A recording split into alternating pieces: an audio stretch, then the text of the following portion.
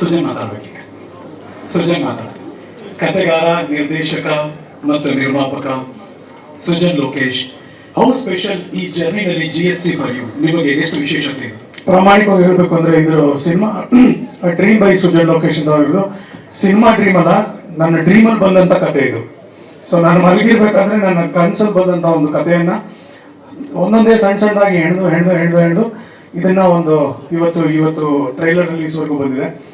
ನನ್ನ ಸಿನಿಮಾ ಬಗ್ಗೆ ನಾನು ಮಾತಾಡೋದಕ್ಕೆ ಯಾವುದೇ ಕಾರಣಕ್ಕೂ ಈ ಒಂದು ವೇದಿಕೆಯನ್ನು ನಾನು ಬಳಸ್ಕೊಳ್ಳೋದಿಲ್ಲ. ಯಾಕಂದ್ರೆ ನನ್ನ ಸಿನಿಮಾ ಬಗ್ಗೆ ನಾನು ಮಾತಾಡೋದು ತಪ್ಪಾಗುತ್ತೆ. ನಿಜವಾಗ್ಲೂ ನಾನು ಪ್ರಾಮಾಣಿಕವಾಗಿ ಮಾಡಿರುವಂತ ಕೆಲಸವನ್ನ ನೀವು ನೋಡಿ, ಚೆನ್ನಾಗಿದೆ, ಚೆನ್ನಾಗಿಲ್ಲ ಆಬ್ವಿಯಸ್ಲಿ. ಯಾಕಂದ್ರೆ ಸಿನಿಮಾದ ಒಂದು ಪ್ಲಸ್ ಪಾಯಿಂಟ್ ಹೋದೆ, ಮೈನಸ್ ಪಾಯಿಂಟ್ ಹೋದೆ. ಏನು ಅಂದ್ರೆ ಅಕಸ್ಮಾತ್ ನಾವೇನಾದ್ರೂ ತುಂಬಾ ಓವರ್ ಕಾನ್ಫಿಡೆನ್ಸ್ ಅಲ್ಲಿ ನಾವು ಗೆಲ್ತೀವಿ ಅಂತ ಎಲ್ಲರೂ ಹೇಳ್ಕೋಬಹುದು. ಯಾಕಂದ್ರೆ ನಾನು ಹೇಳಿದಾಗೆ 650 ಹೆಚ್ಚು ಸಿನಿಮಾಗಳನ್ನ ನಾನು ಪ್ರಮೋಟ್ ಮಾಡಿದ್ದೀನಿ. ಯಾರಿಗೂ ಗೊತ್ತಿಲ್ಲದೆ ಇರೋ ಸಿನಿಮಾ ಇವತ್ತು ಲ್ಯಾಂಡ್ ಮಾರ್ಕ್ ಸಿನಿಮಾ ಆಗಿದೆ. ತುಂಬಾ ಎಕ್ಸ್ಪೆಕ್ಟೇಷನ್ ಆಗಿದ್ದಂತ ಸಿನಿಮಾಗಳು ಆವರೇಜ್ ಆಗಿರೋದನ್ನ ನೋಡಿದ್ದೀನಿ. ಅದಕ್ಕೋಸ್ಕರ ಏನು ಅಂದ್ರೆ ಜನರು ಯಾವ ರೀತಿ ರಿಸೀವ್ ಮಾಡ್ಕೋತಾರೆ ಅಂತ ಅದು ಹೇಳೋದಕ್ಕೆ ಸಾಧ್ಯನೇ ಇಲ್ಲ. So I do not want to take this opportunity. ನನ್ನ ಸಿನಿಮಾ ಸಖತ್ತು, ಗ್ರೇಟು, ಎಕ್ಸ್ಟ್ರಾರ್ಡಿನರಿ, ದಿ ಬೆಸ್ಟ್. ನಮ್ಮ ದೇವರನಿಗೂ ಹೇಳಲ್ಲ, ಪ್ರಾಮಾಣಿಕವಾಗಿ ಒಂದು ಸಿನಿಮಾ ಮಾಡಿದ್ದೀನಿ, ನಿಷ್ಠೆಯಿಂದ ಸಿನಿಮಾ ಮಾಡಿದ್ದೀನಿ, ಇಷ್ಟಪಟ್ಟು ಒಂದು ಸಿನಿಮಾ ಮಾಡಿದ್ದೀನಿ, ಒಂದು ಕನ್ಸು ಇಟ್ಕೊಂಡು ಒಂದು ಸಿನಿಮಾ ಮಾಡಿದ್ದೀನಿ, ಆ್ಯಂಡ್ ಒಂದು ಉದ್ದೇಶ ಇಟ್ಕೊಂಡು ಸಿನಿಮಾ ಮಾಡಿದ್ದೀನಿ. ಆ ಉದ್ದೇಶ ಏನು ಅಂದರೆ ಜನರು ನೋಡಿ ನಗಬೇಕು. ಯಾಕಂದ್ರೆ ನನಗೆ ಗೊತ್ತಿರೋದು ಅದೊಂದೇ, ನನಗೆ ಗೊತ್ತಿರೋದು ಜನರನ್ನ ನಗಿಸ್ಬೇಕು ಅನ್ನೋದು. ಅಫ್ಕೋರ್ಸ್ ಶೋಗಳ ಮುಖಾಂತರ ಮಾಡೋದು ಬೇರೆ, cinema is a different volume. ಮೊದಲನೇ ಬಾರಿ ನಿರ್ದೇಶನ ಮಾಡಿದ್ದು ಉಪ್ಪಿ ಸರ್. ನಿಜವಾಗ್ಲೂ ಎಲ್ಲ ಡೈರೆಕ್ಟರ್ಸ್ಗೂ ದೊಡ್ಡ ನಮಸ್ಕಾರ. Such difficult job. ಆ್ಯಂಡ್ ಇನ್ನೊಂದು ಈ ಒಂದು ಸಭೆಯಲ್ಲಿ ನಾನು actually I wanted to tribute ಅನ್ನೋದಕ್ಕಿಂತ ನೆನೆಸ್ಕೋಬೇಕಾಗಿತ್ತು who are the inspirations for me ಅಂತ. ಈ ಆಕ್ಟರ್ ಆಗಿ ಡೈರೆಕ್ಟರ್ ಆಗಿ ಚೇಂಜ್ ಆದವರು ಅಥವಾ ಡೈರೆಕ್ಟರ್ ಆಗಿ ಆಕ್ಟರ್ ಆಗಿ ಚೇಂಜ್ ಆದವರು, ಇವ್ರುಗಳೆಲ್ಲ ಪಟ್ಟಿರುವಂತ ಶ್ರಮ ಎಷ್ಟು ಅದ್ಭುತದ ಅನ್ನೋದು ನನಗೆ ಅರ್ಥ ಆಗಿದ್ದು ನಾನು went through that process. For example, ಇವಾಗ ನಮ್ಮ ತಾತನೇ ಇರ್ಬೋದು, ಸುಬ್ಬಯ್ಯನಾಯ್ಡು, ಅವರು ಡೈರೆಕ್ಟ್ ಮಾಡಿದ್ದಾರೆ. ಆರ್ ನಾಗೇಂದ್ರ ರಾಯರು ಅವರು ಡೈರೆಕ್ಟ್ ಮಾಡಿ ಆಕ್ಟ್ ಮಾಡಿದ್ದಾರೆ. ಆಮೇಲೆ ಪಂತುಲು ಅವರು, if I am not wrong. ಆಮೇಲೆ ಕಾಶಿನಾಥ್ ಸರು, ನೀವು, ಆಮೇಲೆ ನಮ್ಮ ರಿಷಬ್ ಇರ್ಬೋದು, ರಕ್ಷಿತ್ ಇರ್ಬೋದು, ಈ ಆಮೇಲೆ ಹಲವಾರು ಹೆಸರುಗಳಿದೆ. ಈ ತರ ರವಿಚಂದ್ರನ್, ಶಂಕರ್ ನಾಗ್ ಅವರು, ರಮೇಶ್ ಅವರು.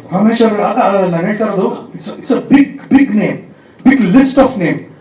ಬಟ್ ಆ ಪ್ರೋಸೆಸ್ ಇದೆಯಲ್ಲ, ಕೂತ್ಕೊಂಡು ಕತೆ ಮಾಡಿ ಅದಕ್ಕೆ ತಲೆ ಕೆಡಿಸ್ಕೊಂಡು ಅದನ್ನ ಮಾಡಿ ಆ ಮಾನಿಟರ್ ನೋಡೋದು. ಓಕೆ, ಆಮೇಲೆ ಈ ಒಂದು ಸರ್ದಾರ್ ಗೆಟಪ್ ನೋಡಿದ್ರಲ್ಲ, ಅದು ಡಿಸ್ಗೈಸ್ ಅಲ್ಲಿ ಇರ್ತೀವಿ ಸೆಕೆಂಡ್ ಹಾಫ್ ಅಲ್ಲಿ. ಸೊ ಅದು ಏನಂದ್ರೆ I not use to that. ಅದು ಆಕ್ಚುಲಿ ಇಲ್ಲಿ ಬೆಂಗಳೂರಲ್ಲಿ ನೆಲೆಸಿರುವಂತ ಒಬ್ಬ ಪಂಜಾಬಿ ಹುಡುಗನ್ನ ಕರೆಸಿ ಆ ಪೇಟ ಏನಾಗುತ್ತೆ ಅಂದ್ರೆ, ಯೂಶಲಿ ಆ ಟರ್ಬನ್ ಕಟ್ಟಲಿಲ್ಲ ಅಂದ್ರೆ ತುಂಬಾ ಆಡ ಕಾಣುತ್ತೆ. ರೆಡಿಮೇಡ್ ಪೇಟ ಅಂದ್ರೆ ಟರ್ಬನ್ ಬರುತ್ತಲ್ಲ ಸರ್, ಅದು ತುಂಬಾ ಕೆಟ್ಟದಾಗಿರುತ್ತೆ. So I made sure that I go through that process. ಇಲ್ಲ ಪ್ರತಿದಿನ ಬರೋನು ಅಲ್ಸೂರ್ ಹತ್ರ ಇದೆಯಲ್ಲ ಗುರುದ್ವಾರ, ಸೊ ಅಲ್ಲಿರುವಂತ ಹುಡುಗ ಹಿ ಯೂಸ್ ಟು ಕಮ್. ಪ್ರತಿದಿನ ಬಂದು 2 ಸಲ ತೆಗೆಯೋದು, ಕಟ್ಟೋದು. ಅದೇನು ಅಂದ್ರೆ ನಂಗೆ ಅಭ್ಯಾಸ ಇಲ್ಲ, ಕೇಳಿಸಲ್ಲ ನನಗೆ. ಫೋನ್ ಬಂದ್ರೂ ಕೇಳಿಸಲ್ಲ, ಏನೆಲ್ಲ ಮಾತಾಡೋದು. ಅದ್ರಲ್ಲಿ ಇನ್ನೊಂದೇನಂದ್ರೆ ಮಾನಿಟರ್ ನೋಡೋದು. ನಾನು ತೇಜು ನಿಲ್ಸೋದು. Teju is my co director. So Teju ನಿಲ್ಸೋದಲ್ಲಿ ಡೈಲಾಗ್ ನೋಡ್ಕೊಳ್ಳಿ, ನಾನು ಮೂಮೆಂಟ್ ನೋಡ್ಕೊತೀನಿ ಎಲ್ಲ ಅಂತ. ಸರಿ ಆಯ್ತು ಅಂತ ನಾನು ಮೂಮೆಂಟ್ ನೋಡ್ಕೊಳ್ಳೋದು, ಎಲ್ಲ ಓಕೆ ಅಂದ್ರೆ ಓಕೆ ಅಣ್ಣ, ಮತ್ತೆ ಹೋಗೋದು. ನಾನಲ್ಲಿ ಹೋಗಿ ನಿಂತ್ಕೊಂಡು ಆಕ್ಟ್ ಮಾಡಿದ್ಮೇಲೆ ನಾನು ಕೇಳ್ತಾ ಇದ್ದಂತೆ ಎಲ್ಲ ಓಕೆನಾ ಡೈಲಾಗು ನನಗೆ ಗೊತ್ತಿಲ್ಲ, ಕೇಳಲ್ಲ ಸರ್, ಪ್ರಾಕ್ಟಿಕಲ್ ಆಗಿ ಕೇಳಲ್ಲ. ಸೊ ಈ ಥರದೊಂದು ಪ್ರೋಸೆಸ್, ಈ ಥರದೊಂದು ವಿಚಾರಗಳು, it is so fantastic. But ಒಂದು ನಾನೇ ಈ ಸಿನಿಮಾಗೆ ಯಾಕೆ ಡೈರೆಕ್ಟರ್ ಆಕ್ಟರ್ ಆದಂತ ಕೇಳಬಹುದು. ನೀವು ಕೇಳ್ತಾ ಇದ್ದೀರಾ? ನಾನೇ ಯಾಕೆ ಆಕ್ಟಿಂಗ್ ಮಾಡ್ಬಿಟ್ಟು ಆರಾಮಾಗಿ ಇನ್ನೊಬ್ಬ ಹೀರೋನ ಹಾಕೊಂಡು ಮಾಡ್ಬೋದಲ್ಲ ಅಂತ. ಆದ್ರೆ ನನಗೆ ಕಾನ್ಫಿಡೆನ್ಸ್ ಇಲ್ಲ ಇನ್ನೊಬ್ಬ ಹೀರೋ ನನ್ನ ಮಾತು ಕೇಳ್ತಾನೆ ಅಂತ.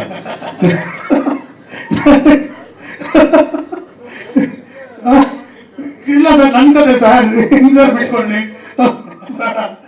ನನಗೆ ಆಕ್ಚುಲಿ ಮಜಾ ಟಾಕೀಸ್ ಮಾಡಿದಾಗಲೂ ನಾನು ಫಸ್ಟ್ ಕಂಡೀಷನ್ ಹಾಕಿದ್ದು ಬರೋಮ್ ಅವ್ರಿಗೆ, ನೀವು ಈ ಒಂದು ಶೋ ಅನ್ನ ನನಗೆ ಡೈರೆಕ್ಷನ್ ಕೊಟ್ಟರೆ ನಾನು ಮಾಡ್ತೀನಿ. Somebody is directing it, I will not, because ನಾನು ಆ ಕಾನ್ಸೆಪ್ಟ್ ನ ಕನ್ಸ್ಯೂಮ್ ಮಾಡ್ಕೊಡೋದಕ್ಕಾಗಲ್ಲ, ನನಗೆ ಬಿಟ್ಬಿಡ್ಬೇಕು ಅಂತ. That was a condition. So ಈ ಸಿನಿಮಾಗೆ ನನಗೆ I was okay with another hero, but not another director. Because ಅಲ್ಲಿ ಕೂತ್ಕೊಂಡು ಕಿತ್ತಾಡೋದು, ನನಗಿಲ್ಲ ಈ ತರ ಬೇಕು ಅನ್ನೋದು, ಅದೆಲ್ಲ ಯಾವುದು ಬೇಡ ಅನ್ನೋದು. ಬಟ್ ಏನಕ್ಕೆ ಅಂದ್ರೆ I was very confident, because I know it was something new and stressful. But I did not want somebody else who ಅಕಸ್ಮಾತ್ ನನ್ನ ಮಾತು ಕೇಳಲಿಲ್ಲ ಅಂದ್ರೆ, ಅಥವಾ ಅವ್ರ ಇನ್ಪುಟ್ಸ್ ಕೊಟ್ಟು ನನ್ನ ಅದು ಯಾವುದು. But then I was very clear, ಇಲ್ಲ ನಾನು ಇದನ್ನ ಹಿಂಗೆ ಮಾಡ್ತೀನಿ, ಆಮೇಲೆ ನನಗೆ ಯಾವ ರೆಸ್ಟ್ರಿಕ್ಷನ್ಸ್ ಇರುತ್ತೆ, ಯಾವ ಪ್ರಾಬ್ಲಮ್ಗಳಿದೆ ಅದನ್ನ ನಾನೇ ಸಾಲ್ವ್ ಮಾಡ್ಕೋತೀನಿ ನಾನು ಕಾನ್ಫಿಡೆನ್ಸ್ ಅಲ್ಲಿ ಈ ಜಿ ಎಸ್ ಟಿ ಯಾಕೆ ಅಂತ ನಾವು we came out with lot of ideas. ಏನಂದ್ರೆ ಏನಂತಾರೆ ಟೈಟಲ್ಲು ಹೇಳಿದ ತಕ್ಷಣ ಒಂದು ಕ್ಯೂರಿಯಾಸಿಟಿ ಕ್ರಿಯೇಟ್ ಮಾಡಬೇಕು. And G S T is a universal word, because ಇಂಡಿಯಾದಲ್ಲಿ ಇರೋರು, ಇಂಡಿಯಾ ಬಗ್ಗೆ ಗೊತ್ತಿರೋರಿಗೆ ಜಿ ಎಸ್ ಟಿ ಗೊತ್ತಿಲ್ಲ ಅಂತ ಹೇಳೋಕ್ಕಾಗಲ್ಲ. ಇನ್ನೊಂದು we wanted to do something like LPG ending with ghost. LPಗೆ ಏನಾದ್ರು ಹುಡುಕಿ ಗೋಸ್ಟ್ ಸಿಗುತ್ತೆ ಅಂತ. LPG is also very easy, ಎಲ್ಲರಿಗೂ ಗೊತ್ತಾಗುತ್ತೆ LPG ಅಂತ. ನಾನು ಜಿ ಎಸ್ ಟಿ ಅಂತ ಬಂದಾಗ ಜಿ ಎಸ್ ಟಿ ಮಾಡೋಣ ಜಿ ಎಸ್ ಟಿ ಅಂತ ಕೂತ್ಕೊಂಡಾಗ ನಾನು ಬಂದಿದೆ ಗೋಸ್ಟ್ ಇನ್ ಟ್ರಬಲ್. ಯಾಕಂದ್ರೆ ಈ ಕತೆ ಕರೆಕ್ಟ್ ಆಗಿತ್ತು ಅದು. ಆಮೇಲೆ ಅದರಲ್ಲೂ ಒಂದು ಇದು ಚೇಂಜ್ ಮಾಡೋ ಇಲ್ಲ ನೋಡಿ, ಇಲ್ಲಿ ಗೋಸಿ ಅಂತ ಹೇಳಿದ್ಯಲ್ಲ, ಇಲ್ಲಿ ಗೋಸ್ಟ್ ಇನ್ ಟ್ರಬಲ್, ಇಲ್ಲಿ G capital, S capital, T capital ಅಂದ್ರೆ ಹೈಲೈಟ್ ಮಾಡಿದೀವಲ್ಲ. So this is the GST ಅನ್ನೋದು. ಅದು ಕ್ರಿಯೇಟಿವ್ ಲೀನಿಯನ್ಸ್ ಅಷ್ಟೇ ಅದು. But why did I change for go see in theatre ಅಂದ್ರೆ ಅದನ್ನು GST ಬರುತ್ತೆ. ಚೇಂಜ್ ಮಾಡೋ ನೆಕ್ಸ್ಟ್ ಸ್ಲೈಡ್ ನೋಡಿ, ಗೋ ಸಿ ಇನ್ ಥಿಯೇಟರ್. ಏನು ಗೋ ಸಿ ಇನ್ ಥಿಯೇಟರ್ ಅಂದ್ರೆ ನಾನು ಯಾವಾಗಲೂ ಹೇಳೋದು, ಕನ್ನಡ ಸಿನಿಮಾ ಅಲ್ಲ, ಎಲ್ಲ ನಿಮ್ಗೆ ಪ್ರೀತಿ ಇರುವಂಥ ಸಿನಿಮಾಗಳು ಯಾವುದೇ ಇದ್ರೂ ದಯವಿಟ್ಟು ಗೋ see in theatre, stop piracy ಅಂತ. ಕನ್ನಡ ಚಿತ್ರವನ್ನು ಚಿತ್ರಮಂದಿರದಲ್ಲೇ ನೋಡಿ ಅಂತ ನಾನು ಪ್ರತಿ ಸಲಿನೂ 10 ವರ್ಷದಿಂದ ಹೇಳ್ಕೊಂಡ್ಬಂದೆ. So go see in theatre, what should I see in theatre? Ghost in trouble. So ಈ ಗೋಸ್ಟ್ ಇನ್ ಟ್ರಬಲ್ ನಿಮಗೆ ವಿಷಯ ಗೊತ್ತಾಗುತ್ತೆ ಏನೇನಿದೆ ಅಂತ. ನಾವು ಫಸ್ಟ್ ಎಡಿಟ್ ಮಾಡಿ ಸೆನ್ಸರ್ ಮಾಡಿಬಿಡ್ತೀವಿ. 2 hours 25 minutes ಲೆಂತ್ ಇತ್ತು. ಸೊ ನಿರ್ದಾಕ್ಷಿಣ್ಯವಾಗಿ ಕೂತ್ಕೊಂಡು ಯೋಚನೆ ಮಾಡಿ, ಈ ಸಿನಿಮಾ ನಾನು ನನಗೋಸ್ಕರ ಮಾಡಿರೋದಲ್ಲ, ಜನರಿಗೋಸ್ಕರ ಅಂತ ಕೂತ್ಕೊಂಡು ಕಿತ್ತಾಡಿ, ಜಗಳಾಡಿ, ಡಿಬೇಟ್ ಮಾಡಿ, ಒಂದಷ್ಟು ರೈಟ್ ಆರ್ ರಾಂಗ್ ಡಿಸಿಷನ್ಸ್ ತಗೊಂಡು ಕ್ಲೀನ್ ಸಿನಿಮಾ, ಎಲ್ಲೂ ಬೋರ್ ಆಗಬಾರ್ದು. ಆಮೇಲೆ ಕಾಮಿಡಿ ಎಷ್ಟು ಕ್ರಿಸ್ಪ್ ಆಗಿರುತ್ತೆ ಅಷ್ಟೇ ಮಜಾ ಕೊಡುತ್ತೆ. ಯಾಕಂದ್ರೆ if you seen Charlie Chaplin series ಇರ್ಬೋದು, if you seen doctor Bean ಇರ್ಬೋದು, ಆಮೇಲೆ ನರಸಿಂಹರಾಜು ಅವರ ಬಿಟ್ಗಳು ನೋಡಿದ್ರೆ ಒಂದೊಂದು ಸೀನ್ಗಳು it was very very short and fast crisp ಆಗಿರುತ್ತೆ. ಸೊ ಅದಕ್ಕೋಸ್ಕರ ಇದನ್ನ ನನ್ನ ತಲೆಯಲ್ಲಿ ಇಟ್ಕೊಂಡು ಒಂದಷ್ಟು ಮೋನೋಲಾಗ್ಸ್ ಇತ್ತು, ಇನ್ನೊಂದಷ್ಟು ಇನ್ಸರ್ಟ್ಸ್ ಇತ್ತು, ಇದನ್ನೆಲ್ಲ ತೆಗೆದಾಕಿ ಈಗ ಸಿನಿಮಾ 2 ಗಂಟೆ 10 ನಿಮಿಷಕ್ಕೆ ತೊಗೊಂಬಂದಿ. 2 hours 10 minutes. First half 1 hour 5 minutes ಇದೆ, ಸೆಕೆಂಡ್ ಹಾಫು 1 hour 6 minutes ಇದೆ. ಸೊ ಈ ಥರ ಒಂದು ಪ್ರಯತ್ನ ಪಟ್ಟಿರೋದು. ಆ್ಯಂಡ್ ಥ್ಯಾಂಕ್ಸ್ ಟು ನಮ್ಮ ಸಂದೆ, thank you so much. Because ಸತ್ಯವಾಗ್ಲೂ ಹೇಳ್ತೀನಿ, ಯಾವುದೇ ಕಾರಣಕ್ಕೂ ಒಂದು ಸಿನಿಮಾ ಕತೆ ಕೇಳಿಲ್ಲ, ಏನಿಲ್ಲ, ಕ್ಯಾಸ್ಟಿಂಗು ನಾನೇ ಮಾಡಿದೆ, ಅದರಲ್ಲೂ ಯಾವುದೇ ಒಂದು ಇದಿಲ್ಲ, ಇವ್ರು ಬೇಡ ಇವ್ರನ್ನ ಹಾಕೋ ಇದು ಏನೂ ಇಲ್ಲ. ತುಂಬ ಚೆನ್ನಾಗಿ ಸಪೋರ್ಟ್ ಮಾಡೋದಕ್ಕೆ ಈ ಸಿನಿಮಾ ಇಷ್ಟು ಚೆನ್ನಾಗಿ ಬಂದಿರೋದು. ಆ್ಯಂಡ್ ಎನಿ ಪರ್ಟಿಕ್ಯುಲರ್ ರೀಸನ್ 2 ವರ್ಷ ಆಯ್ತಲ್ಲ ಸಿನಿಮಾ?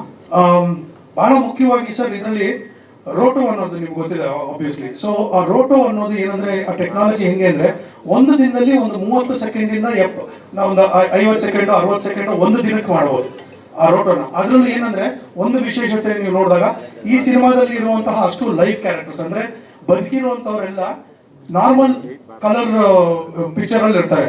ಬಟ್ ಇರುವಂತಹ ಬೇರೆ ಗೋಸ್ಟ್ಗಳು ಏನಿರ್ತಾರೆ ಅವ್ರು ಕಂಪ್ಲೀಟ್ ಒಂದು ಸೇಪಿಯಾ ಮೋಡಲ್ಲಿ ಇರ್ತಾರೆ. ಅಂದ್ರೆ ಕಂಪ್ಲೀಟ್ ಗೊತ್ತಾಗುತ್ತೆ ನಿಮಗೆ ಆ ಒಂದು ಫ್ರೇಮ್ ಅಲ್ಲಿ ನೋಡಿದ್ರೆ ಯಾರು ಲೈವ್ ಯಾರು ದೆವ್ಗಳು ಅನ್ನೋದನ್ನ ಗೊತ್ತಾಗುತ್ತೆ. So for the first time I think, I don't know ಇದು ಅಟೆಂಪ್ಟ್ ಮಾಡಿದಾರೆ ಇಲ್ವಾ, ರೋಟೋ ಬಳಸಿದ್ದಾರೆ ಬೇರೆ ಬೇರೆ ಸಿನಿಮಾದಲ್ಲಿ. ಬಟ್ ಒಂದು ಸಿನಿಮಾದಲ್ಲಿ 70 ನಿಮಿಷ ರೋಟೋ ಮಾಡಿರೋದು ಐ ಡೋಂಟ್ ನೋ, ನನಗೆ ಗೊತ್ತಿಲ್ಲ, ಮಾಡಿಲ್ಲ ಅಂತ. ಆಮೇಲೆ ಕಂಪ್ಲೀಟ್ ಸಿನಿಮಾದಲ್ಲಿ ಆ ದೆವ್ಗಳನ್ನ ಅದೇ ರೀತಿಯಲ್ಲಿ ತೋರಿಸ್ಬೇಕು, ಆ ಒಂದು ಡಿಫ್ರೆನ್ಸಿಯೇಷನ್ ನಾವು ಕ್ಯಾರಿ ಮಾಡಬೇಕು ಅಂದ್ಬಿಟ್ಟು ರೋಟೋ ಮಾಡಿರೋದು. ದಟ್ ಹೇಳಿದಾಗೆ ಒಂದು ದಿನಕ್ಕೆ ಅರ್ಧ ನಿಮಿಷ ಅಂದ್ರೆ 70 ನಿಮಿಷ. ಅಂಡ್ ಇನ್ನೊಂದೇನಂದ್ರೆ always there are some corrections. ಒಂದು ಇಂಡೋರ್ ಅಲ್ಲಿ ಒಂದು ರೋಟೋ ಫೀಲ್ ಕೊಟ್ಟಿರ್ತೀವಿ, ಔಟ್ಡೋರ್ ಅಲ್ಲಿ ಕೊಟ್ಟಿರ್ತೀವಿ, ಇದು ಗ್ರೀನ್ ಮ್ಯಾಟ್ ಮಾಡಿರುವಂತ ರೋಟೋ ಅಲ್ಲ. ಸೊ ಹಾಗಾಗಿ it's even more difficult sir. Background match ಮಾಡ್ಕೊಂಡು ಮರ್ಜ್ ಆಗುತ್ತೆ, ಒಂದು ಇದು ಏನಂತಾರೆ ಫ್ಯೂಮ್ ತರ ಬರೋದು, ಈ ತರದೆಲ್ಲ there is technically lot of problems. But that took lot of time. Of course ನಮ್ಮ ಶೂಟಿಂಗ್ ಪ್ರೋಸೆಸ್ ಸ್ವಲ್ಪ ಬಿಟ್ಸ್ ಅಂಡ್ ಪೀಸಸ್ ಅಲ್ಲಿ ಇದಕ್ಕೆ ಸೆಟ್ ಆಗ್ಬೇಕಾಗಿತ್ತು, ಅದು ಇದೆಲ್ಲ. ಅಂಡ್ ಹೇಳಿದಾಗೆ ತುಂಬಾ ದೊಡ್ಡ ತಾರಾ ಬಳಗ ನಮ್ಮಲ್ಲಿ, ಒಂದು 30-40 ಜನ ಮೇಲಿದ್ದಾರೆ. ಸೆಕೆಂಡ್ ಹಾಫ್ ಅಲ್ಲಂತೂ ಒಂಥರ ಎಲ್ಲರೂ ಒಟ್ಟಿಗೆ ಇರ್ತೀವಿ. 40 minutes ಅಲ್ಲ ಹತ್ರ ಕ್ಲೈಮ್ಯಾಕ್ಸ್. ನಂಗೆಲ್ಲರೂ ಹೇಳಿದ್ರು ಕ್ಲೈಮ್ಯಾಕ್ಸ್ 20 ನಿಮಿಷ ಸೂಪರ್ ಅಂದ್ರು. ನಾನು ಅಂದ್ರೆ ಅದು 40 ನಿಮಿಷ 20 ನಿಮಿಷ ಅಲ್ಲ. ಸೊ 20 ನಿಮಿಷ ಅನ್ಕೊಂಡು ಅಷ್ಟು ಫಾಸ್ಟ್ ಆಗಿ ಹೋಗುತ್ತೆ ಅದು. ಸೊ 40 minutes ಕ್ಲೈಮ್ಯಾಕ್ಸ್ ಮಾತ್ರ ನೋಡಿರೋರು ಹೇಳಿರೋದು. ಅಂಡ್ ಸಾರಿ ಅಶೋಕ್ ಮಾಮ, ನಾನು ನಿಮಗೆ ಪಿಕ್ಚರ್ ತೋರಿಸಿಲ್ಲ. ನನಗೆ ಒಂದು ಕರೆಕ್ಟ್ ಫೀಡ್ಬ್ಯಾಕ್ ಬೇಕು ಅಂದ್ಬಿಟ್ಟು ಆಲ್ಮೋಸ್ಟ್ ಒಂದು ಒಂದು 75ರಿಂದ 100 ಜನ different walks of life, including ಒಬ್ಬ ಆಟೋ ಡ್ರೈವರಿಂದ ಹಿಡಿದು ನನ್ನ ಮಗನ ಸ್ಕೂಲ್ ಪ್ರಿನ್ಸಿಪಲಿಂದ ಹಿಡಿದು ಆಮೇಲೆ ನನ್ನ ಅಡ್ವೊಕೇಟ್ ಫ್ರೆಂಡ್ಸ್ ಇದ್ದಾರೆ, ಅವರು ಜನರಲ್ ಆಗಿ ಎಲ್ಲರದ್ದು ಫೀಡ್ಬ್ಯಾಕ್ ತಗೋಬೇಕು ಅಂದ್ಬಿಟ್ಟು ಒಂದು ಶೋ ಹಾಕ್ಸಿದೆ. So I got that feedback and special thanks to Sharan sir ನಾನು ಹೇಳಬೇಕು, ಯಾಕಂದರೆ ಶರಣ್ ಅವರು has always supported me. And ಅವ್ರು ಮೊನ್ನೆ ನನಗೆ ಫೋನ್ ಮಾಡ್ಬಿಟ್ಟು ಹೇಳಿದ್ರು, ನಿಜವಾಗ್ಲೂ ನಿಮ್ಮ ಕ್ಲೈಮ್ಯಾಕ್ಸ್ ಬಗ್ಗೆ ತುಂಬ ಕೇಳ್ತಾ ಇದ್ದೀನಿ, I am very very eagerly waiting for the cinema ಅಂತ. ಯಾರು ಸರ್ ಹೇಳಿದ್ರು ಅಂತ. ಇಲ್ಲ ನೀವು ಅವತ್ತೊಂದು ಶೋ ಹಾಕಿದ್ರಂತೆ, ಆದರೆ ನಮ್ಮ ಪರಿಚಯದವರು ಒಂದಿಷ್ಟು ಬಂದು ಸೆಕೆಂಡ್ ಹಾಫ್ ಅಂತೂ ಸಿಕ್ಕಾಪಟ್ಟೆ ಚೆನ್ನಾಗಿದೆ ಅಂದರು. ಸೊ ಅಲ್ಲೂ ಒಂದು ಸ್ವಲ್ಪ ನಾನು ಸಮಾಧಾನ ಆಯಿತು.